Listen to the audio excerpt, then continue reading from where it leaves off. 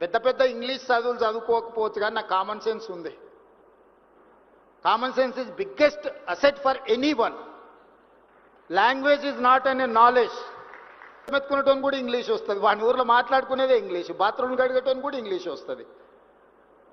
జపాన్కి జర్మన్కి English వచ్చా, వాళ్ళకి చైనాకి ఇంగ్లీష్ వచ్చా? ప్రపంచ దేశాలను చైనా, జపాన్, జర్మన్ శాసిస్తుంది కదా, ఎంతమందికి ఇంగ్లీష్ వచ్చా? దేశంలో పరీక్ష పెట్టుండ్రి. తెలివితేటలకు చిత్తశుద్ధికి భాషకు సంబంధం లేదు. భాష వచ్చిన వాళ్ళందరూ విమానాలు నడుపుతలేరు, భాష వచ్చిన వాళ్ళందరూ రాకెట్లు తయారు చేస్తలేరు. భాష వచ్చిన వాళ్ళు బట్టల షాప్లో బట్టలు అమ్ముతారు, బాత్రూమ్లు కడిగేటోళ్ళు కూడా ఉన్నారు భాష వచ్చిన వాళ్ళు.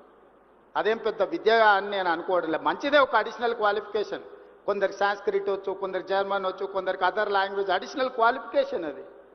I do appreciate. ఆ భాష వస్తే మంచిది, ఇంకొక భాష ఎక్స్ట్రా నేర్చుకుంటే. పివి నరసింహారావు గారికి 14 భాషలు వచ్చేది.